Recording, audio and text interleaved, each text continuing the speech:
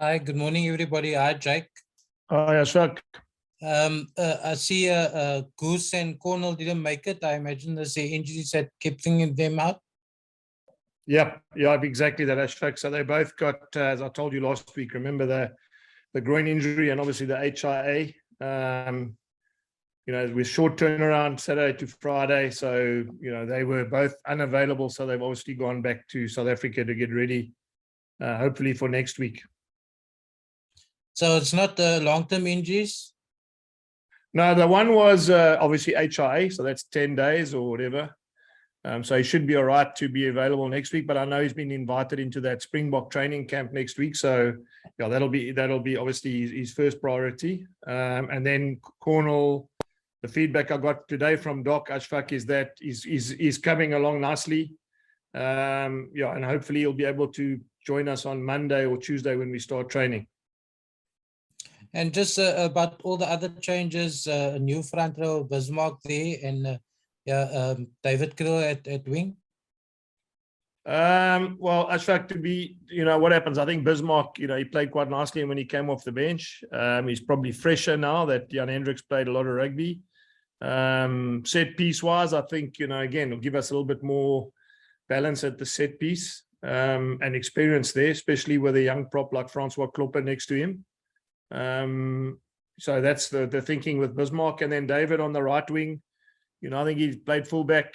He understands the backfield. And the one thing Devil Duvenage does well, he kicks well, especially to that right-hand side with his left foot. So again, I think it's a great opportunity for David to defend and to obviously play right wing, especially with the amount of ball that he'll get from that left foot of Devil Duvenage. Thank you, Ashfaq. Ken? Thanks, Lunga. Morning, Jake. Jake, to what extent have you obviously had a plan in terms of selection, which you spoke about sort of weeks ahead in that, but to what extent have results or performances made you maybe slightly change that selection plan? Yeah, Ken, I think every coach has an idea of how you want to play a certain team with whoever you have and against opposition you want to play against. But you know what happens, Ken, like anything, you get one or two injuries and then the whole thing changes again. Sometimes you want to try a certain combination and you lose one or two players. I mean, I didn't think I would have no Goosen or Cornell this week, So yeah, I think again, to answer your question, it's not just results. I mean, I think obviously people look at results and say you're changing. I would have changed anyway. I told you that from week one. I needed to. It's a long season. We've still got lots and lots of games. We haven't even kicked off in Europe yet. And injuries play a massive role. Once you lose two or three guys, we've got to try and cut the cloth a little bit differently. So, I suppose it's one thing I have learned over the years. You never have the ideal team you want. If I gave you the team I would like every single week, it would look completely different to the one that I run out every week with, because of the mere nature of injuries and obviously other things that aren't in your control. Thank you, Kenny. Brandon? How's it, Jake? Obviously Benetton's rested a lot of their guys for that Edinburgh game. It looks like they rested them for you guys as well. They're unbeaten at home this season. Are you guys wary of walking to another bit of an ambush there? Yeah, I mean, it's not an ambush anymore, Brendan. I think I think what you said is a very valid point. They take home games very seriously.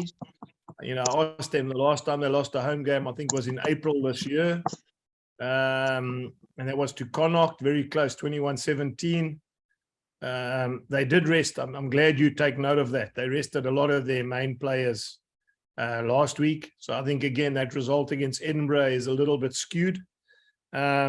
They've got, I think, 19 guys called up. I spoke to their coaches yesterday or the day before. They've got 19 players drawn into their national camp, which starts on Sunday. They also go into the autumn internationals. So 19 of these Benetton players are playing test rugby and current test players. I mean, there's some that haven't been picked. I think a guy like Bram Steyn, for argument's sake, who's played test rugby.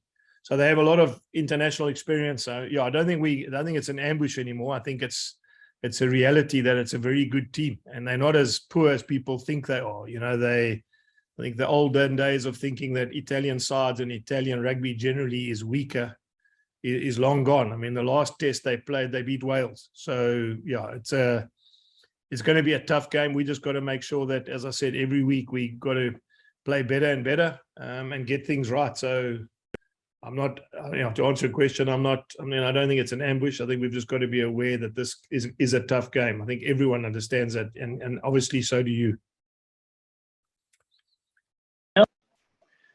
Thanks, Brendan. Ken? Jake, sorry, can I just ask, you're talking about chatting with the opposition coaches on during the week of the game. Is this a normal sort of thing, or is this like while you're consulting with the referees, or how does that come about? No. So I'm actually, funny enough, last year, Ken, so Marco Bartolami, who's the coach, he played for Italy, and a guy called Fabio Angaro, who played for Saracens. I've known them quite a while now, and we went for lunch together on Tuesday. When they were in Pretoria, I took them out to an Italian restaurant that we frequent near my house in Pretoria. And they reciprocated by taking me out for a nice Italian meal in the sort of how can I put it, in this area, that sort of famous area for the cuisine that they offered me, and we chatted, and then they asked me, how does it work? How do you train? How many days do you train? What sort of weeks do you have? And we shared notes. I think it's one of the things that he's quite a switched on guy. He's been to the Crusaders, spent some time there. He's been to Leinster, spent some time there. And I think, again, it's just sharing ideas, So we chatted, and I asked them about why they rested their players, and they said they had played 2 games at home and played with their best side. They wanted to, obviously couldn't play the same side 4 weeks in a row. And also, to be fair, Ken, I didn't realize, I'm sure people don't, but they were only allowed to start their internationals in 5 out of these 7 games before the break. And that's something, again, because they're centrally contracted, basically how it works is they can only play certain players in certain games, and they've got to choose the games they can play them in, So they probably, as I said, and they didn't probably, I know they did, they targeted this game as one of the games where they wanted to play all the internationals. So they had to give something away in the other games, So what Brendan was saying just now is 100% right. There's going to be a massive game. It's almost like playing against Italy. And we know that Italy beat Wales in the Six Nations. So it's not going to be just another hit out against the club side. They're a good team. Jake, if you took them to an Italian restaurant in South Africa, shouldn't they have taken you to a South African restaurant to research? Yeah, I thought they should, Ken. They should, but I must say they took me to an incredible fish place. So I'm not complaining. Thanks, Kenny. We will go to Cobus. Thanks, Lunga. Morning, Jake. It's probably a bit of an obvious question, but how important is it for the Bulls to end the tour on a high note tomorrow evening? Yeah, Cobus, it's important. I mean, every game's important. I knew people were going to ask me the question about the Bulls and, all that sort of stuff. I'm a very proud Bulls coach. Players are working hard. They want to win. We haven't gone from being a good team to a poor team overnight. I just think people need to put things in perspective. To play Munster, one of the top Irish teams, one of the top rugby teams in the world in terms of big clubs, play Benetton, who got all the internationals from Italy, play Glasgow, who, obviously on 4G, played really well against us. It's a tough tour, Cobus. Even with good sides, you're going to come here and have to play well to beat them. So I looked at the games in the last sort of 30 games. There's been 6 rounds of, 5 rounds of 6 games, barring 1 or 2 which have been postponed. Not many teams win away from home. You get the odd exception now where Ulster won at Lions the other weekend, but it's not the norm, or Leinster winning Connacht. So to answer your question, it's a massive game. I don't want the supporters or anybody that follows the Bulls to think we're just going through the motions. We're working hard. We need to get a win. Away wins are like gold. And this one is important. It's important. The last game, it can, obviously helps with the morale of the tour, but You know, last year we came on tour, we won 1 out of 4, and we ended up, you know, 1 game away from being top of the log. So it's not, the season's long, Quibus. You know, I don't think, I read an article the other day where Ashfaq said, Jake White under pressure. Only pressure I have is that I have internal drive to win. You know, I want to win as a coach. There's no pressure on the players. There's no pressure on me from anywhere else. The pressure is internal. And the reason is I want the Bulls to do well. I want the Bulls to grow, and I want the Bulls to win as much as they can. So, yeah, I don't, as I said, I don't change anything. We want to win. We prepare. Boys are working hard. They were in here just now looking at some lineouts. Preparation is, as it always is, as professional as it can be. And we've just got to improve, Quibus. I mean, we've got to play our best rugby in the last 3 games of this tournament. That's the most important. The last 3 games should be quarterfinals, semifinals, and finals. If you play your best rugby in those 3 weeks, you win the competition. And that's all we got to get to, is we've got to make sure the graph is at its highest peak in the finals. Cobus, follow-up question, or we can move to Heinz?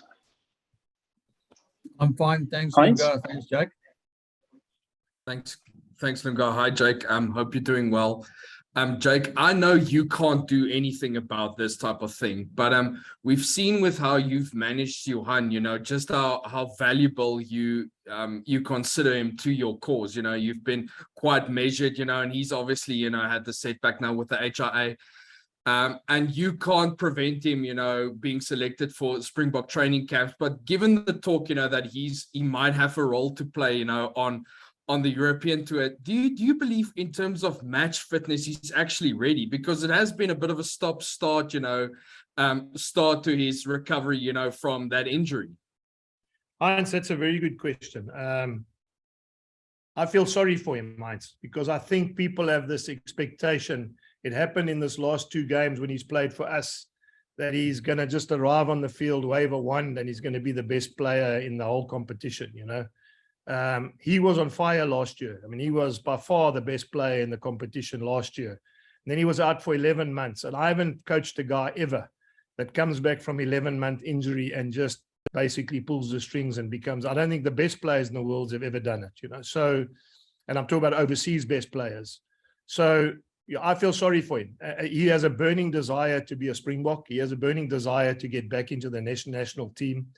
Whether he's ready, you know, I mean, when, you know, obviously I don't think he's where he wants to be, but I think it's like everything in life. There's opportunities that come at different times, and you've got to be good enough and tough enough to take those opportunities. And one thing I know, Heinz, he's tough enough. He's driven enough. It's not ideal. I mean, I would like him to have played a lot more rugby and go into that setup, but he's going into a good team. He's going into a very, very good team. He's going to a Springbok team that are world champions. And he's going into a team where, you know, they settled. So, yeah, I suppose it's very difficult for me to say. I mean, ideally, I mean, that's the real world. You want him to have lots of games under his belt. You want him to have been playing like he was playing this time last year. I mean, he beat the SAA side on his own when we played them in Cape Town. And that was against all the foreign players who played overseas. I signed him till 2026, Heinz, and that's why I handled him like I do. You know, I've got a long-term plan for him, but our goal was always to get him back into the national setup. You know, that was part of the talk I had with him when he joined us. And ideally, it's probably a little bit more time, but the burning desire and the drive he has to be a Springbok. Yeah, I mean, all I can say is that I hope that the public are as patient and understanding of the fact that it's where he's come from and where he is now is, firstly, he's not who he is. He's much better than he has been for us the last couple of weeks. But, you know, as you all know, it takes a while for a player to get to that level and fire at that level. I mean, it doesn't just happen overnight.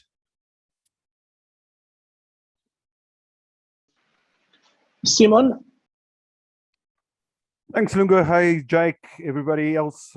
Jake, there's a question that's been bugging me for some time, all the time, that since I've covered the Bulls, especially as a touring team.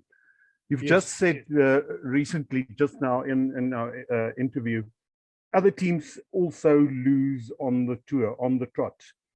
Yes. But isn't it a situation of a perceived position, or true or false, that the Bulls are not so good touring team? And if so, yes, what makes them a not so good touring team? Simon, you are the one that makes them a not so good touring team. Simon Rickert, because you write about it all the time.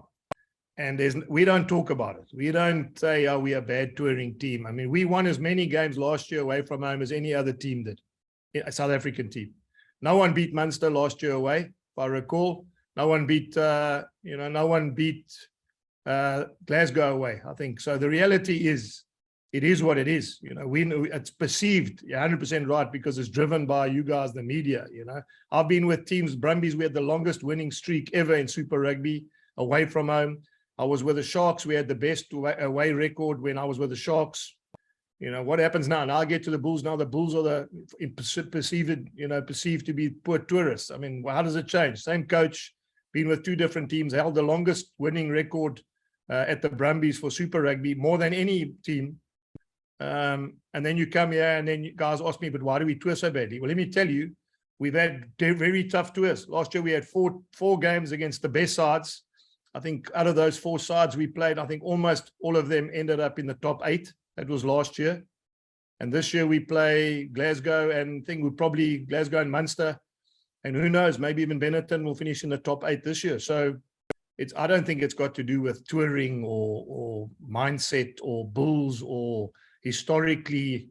I just think the last 2 years have been what they've been. We've beaten SAA in Cape Town. That's an away game. We've beaten Newlands. We've beaten Province more times at Newlands than anyone else has beaten. So that's an away game. So yeah, I don't think, Simon, I mean, I'm not challenging you, but I'm just thinking it's driven. You guys asked me that question. We don't even talk about it. We will win away games when we get better and the tournament. And we understand the tournament and we understand the teams, and we probably get a little bit more depth in our squad. And I'm not, again, taking away from the boys I have now. We will be able to win. We're not doing anything different to what everyone else is doing away from home. Thanks, Simon. Percival?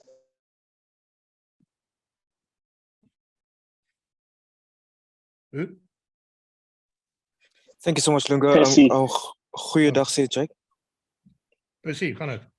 Goed en self, meneer. Meneer White, jammer om dit in jou te doen, meneer. Kan ek jou vra asseblief om die antwoord wat jy vir Heinz gegee het vir my asseblief in Afrikaans te gee asseblief. Jammer om dit te doen in jou coach. Die kwessie rondom jou loskakel Johan Goosen. Hoe groot van 'n terugslag is vir jou om hom nie daar te hê vir hierdie wedstryd nie, maar net oor die geheel. Jy het gesê jy voel baie sad vir hom. Verduidelik oor die situasie in Afrikaans asseblief meneer. Dan het ek 'n moontlike of can I possibly have a follow-up? Okay, nee, is reg. So Percival, kom ek stel dit so, ek voel jammer vir die kind. I mean, almal verwag hy gaan net terugkom van 'n besering af en hy gaan alles reg kan kry. Hy gaan die bokke help. Hy gaan, jy weet, jy het nie 'n loskakel nie nou gaan hy instap en hy gaan die in Alpha en Omega van wêreld rugby wees. En ek voel jammer vir hom. Hy wil graag vir die bokke speel. I mean, hy wil weer in die bokspan kom. Hy wil deel wees van die wêreldbeker groep. I mean, elke kind wat ek weet en hy's nie anders dan nie wil vir die Springbokke speel. So ek wil net hê die mense buite en veral die bulle ondersteuners moet verstaan hy's lank weg van waar hy moet wees. Jy kan nie 11 maande uit die game uit wees nie, veral dit op loskakel waar jy al die besluitnemings maak en jy weet jy's basically die generaal van die spel. So ja, ek is bly vir sy part. Ek is bly hy's nou terug in die rangorde. Ek is bly hulle sien hom as 'n Springbok weer. Ek is bly hy's uitgenooi na die oefenkamp toe. Maar ek wil net vir almal sê, jy weet, net bietjie patient wees. Dit gaan 'n lang tydjie vat. Hy's talentvol, baie talentvol. Hy het vir die jaar die SA span op sy eie gewen en al daai spelers was van oorsee se klubs gewees. So dit wys jou net, jy weet, hy's in ons land, hy's in ons span. Hy kan uitstekende rugby speel, maar ons moet ook net bietjie patient wees. Dit gaan tyd vat en ek sou graag gehad het hy baie meer vir ons gespeel, maar ek weet, as ek sê, ek rate hom hoog genoeg om te weet, jy kry nie altyd die kanse wat jy wil hê op jou tyd nie, jy kry dit op ander tye. En hy's gedrewe, jy weet, hy's 'n driven ouetjie en ek is seker hy gaan die beste maak van hierdie toer as hy gekies word. So meneer White, gebaseer op jou antwoord, White, kan ek dan die volgende opvolgvraag dan vra? Dit is baie duidelik dat die direkteur van rugby by die Bulls, meneer Jake White, hy ry hom besonder hoog. Hy het sy kontrak verleng tot 2026 toe. Die nasionale keerders, Rassie Erasmus en Jacques Nienaber praat net so hoog van Johan Goosen. Kan ek vir Jake White die vraag egter vra? Jake White, kan Johan Goosen nog vir Suid-Afrika toetse wen? Kan Johan Goosen moontlik 'n potensiële wêreldbeker vir sy land nog wen? Sonder twyfel. Sonder twyfel. I mean, daar's nie 'n hoekom kan hy nie? Hy het alles. I mean, maar hy het tyd nodig. Hy het tyd nodig om te speel. Jy weet, dit kan nie, soos ek sê, jy kan nie 11 maande uit die game uit wees nie en dink jy kan net inkom en net alles reg kry. So hy het tyd nodig. Jy weet, hy het games nodig. Hy het afrikters nodig wat hom back.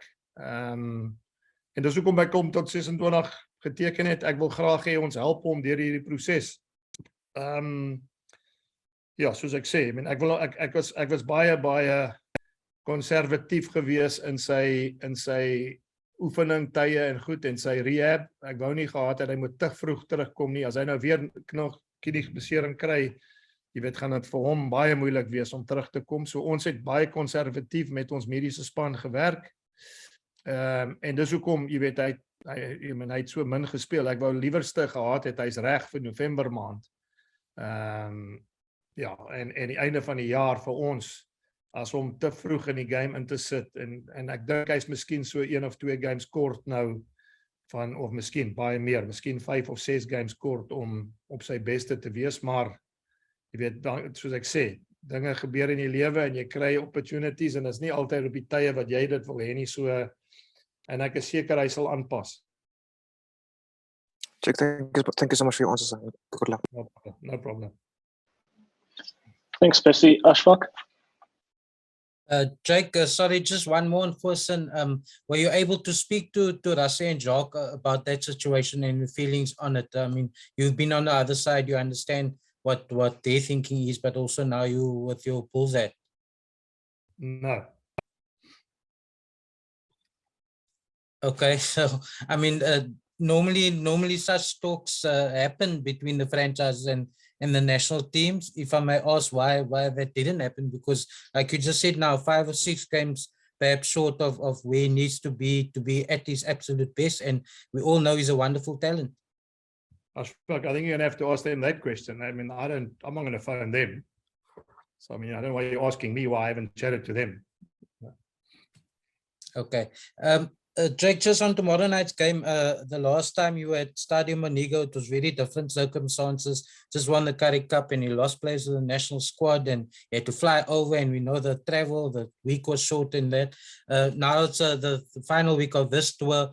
Do you feel you guys are perhaps just better in tune with what to expect and how to handle that whole vibe, the best team, the crowd get behind them and all those things? Well, I hope so, Ashfaq. I mean, the answer to that question is I hope so. I mean, I hope what we got last time, won't surprise us again. I think it's very different. It's warm weather here, the sun's shining. It's, as I said, we've been in Munster where it rained nearly every day. We were in Scotland where it rained nearly every day. It was freezing cold. So the conditions are different. As you say, the best team's been picked. I mean, they've got all the internationals out there this weekend. They've got unbelievable passion in their crowd. They too talk a lot about the time they beat us when we were here in that final.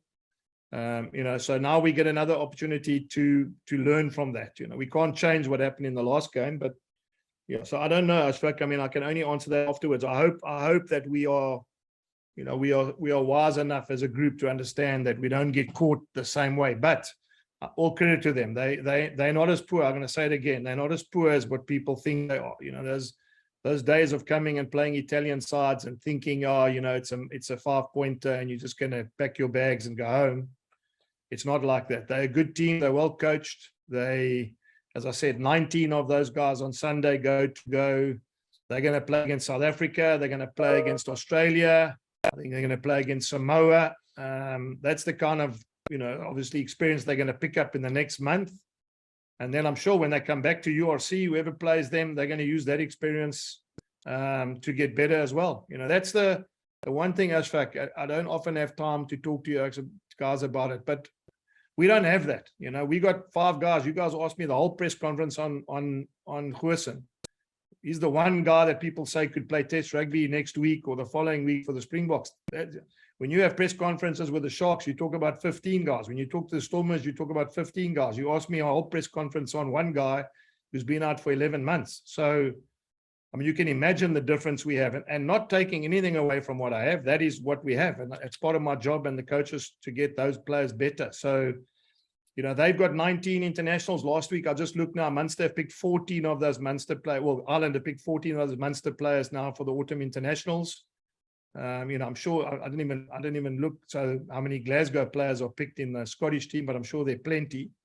Unlike what we're sitting with, and it's it's no one's fault. It's what we have, and we work with that. But I can tell you, it won't be long. Maybe 3-4 years from now, people are going to ask me about 10, 11, 12, 13 Bulls players that are going to be playing international rugby, and then maybe the questions won't be about one guy who, you know, who's just come back from injury. So, and that's part of where we're going. That's part of where we want to get to, Ashfaq. Hopefully, in 3 years' time, when you guys are asking me questions, then we'll have a whole front row who's playing international rugby, and we'll have 2 locks that are playing international rugby, and, you know, 4 backline players who are on the bench, and then things will be different. But until that time, we've got to learn. We've got to. You're right. We've got to take what we got last time, put it in our memory bank, and make sure we get better tomorrow night. Can I follow-up question? Yeah, thanks, Lunga. Jake, you've spoken a lot on tour about unrealistic expectations of the Bull side again today. They did, however, make the final last year. Just how far are they from that level at the moment, would you say? Ken, you know, again, that's something I got to be honest. We're not there. We're not there. Whatever reason, we're not there. We're not playing as well as we can. That I can concede to. You know, that sometimes feels like we're stuck in 3rd gear and we're trying to struggle to get into 5th gear. Maybe the rhythm's not there yet. Maybe I put it down to the fact that we've played tough games. Maybe I put it down to the fact that we, in the 3rd year of anyone's tenure, it becomes tough. It becomes tough to, yeah, some guys get complacent. Some guys, you know, feel as though they're not getting enough opportunities. So there are things that obviously we've got to look at, Ken. You know, so I'm not here to say to you, listen, it's only the fact that we're playing tough games and it's only because, you know, we're traveling that we're losing. We're not playing as well as we can. But I mean, the sort of thing that makes me understand rugby and makes the players understand is we were here this time last year and we had to look at and see after a break when we got back how we needed to change. We brought in 1 or 2 things, both on the field and personnel-wise, and we ended up finishing massively well at the end of the game, you know, end of the season. So, you know, we want to try to get our game better. Are we as good as we were at the back end of last year? Probably not, you know. But, you know, that's teams are taking us more seriously. It's something we've got to adapt to, Ken. When I told you last week, Munster put 6 forwards on the bench. I mean, that's compliment to me that Munster put 6 forwards on the bench to a Bulls pack. So, you know, a year ago we were getting penalized at every scrum. You know, so I think there's a lot to our game that's improving, but I do agree with you. We're not playing as well as we were at the back end of last year. And the saving grace for me, or the sort of shining light for me, Ken, is it's a long season, massively long season. And we've got to play our best rugby. I repeat myself, we've got to play our best rugby at the back end of the competition. That's when we've got to be playing our best rugby. Doesn't mean we don't get it right now, but we got to, part of the challenge I give the players is we've got to get better every week. So by the time we get to the playoffs, we're playing our best. 2 more questions. Simon. Thanks, Lunga. Jake, while you're opening up the door to ask questions about future stars, I'm referring to the under-21s that's playing the final tomorrow afternoon at 1 o'clock in South Africa against the Lions. Will you be watching? And would you be hoping to get some indication of your future stars coming up there and ask the questions about them in the future? Simon, I will be watching. Of course, I'll be watching. You know, it's important for us to have that, you know, juniors to keep winning. We've done exceptionally well as juniors, not only in the last few years, for a long time. Bulls junior rugby has been incredibly strong. I just say this to you, Simon. The problem I have is the better they do doesn't help me, because you can only. I've got Ruan Nokia, who's 23. I've got Reinhard Ludwig, who's 21. I've got Jan Hendrik, 21. I've got Elric Lowe 22. I've got David Creel 22. I've got, I mean, the list just goes on and on. Bernard van der Linde 22. I cannot bring in more and more juniors every single year. And the one thing I am emphasizing to the board and to the CEO is we need to lift up the age profile of our group. You know, if I look at those teams last week, example, Munster, the props were 34, 33, their hooker was 31, their reserve hooker was 30, you know, their locks are 33, you know, the captain's 33, he's got 87 test caps. I mean, V.A. Steenkamp's playing in his first start for the URC. You put that in perspective, Simon, I can't have more and more juniors as well as they do. It's tough for them, but there's only so many places in a senior squad. And I think our squad is probably overloaded with juniors. We need to be looking at some older players to join us from overseas. That's our target market, Simon, at this stage. So yeah, I hope, I mean, I want them to do well, and it's great for them. And you get guys like Sebastian de Klerk that goes to the Pumas, wins the Currie Cup junior with us, goes there now. I've heard he's now going to join the Sevens. That's great opportunity, because you know, you cannot hold on to every single good junior that comes through the system at the Bulls. And that's also good, Simon. I mean, you would know that our junior systems are incredible. Our club rugby is incredible. And unfortunately, we can't keep every guy who plays in our Carlton League and in our junior sides, just purely because we have so many. The way our cake is cut now is we have too many juniors in our mix anyway.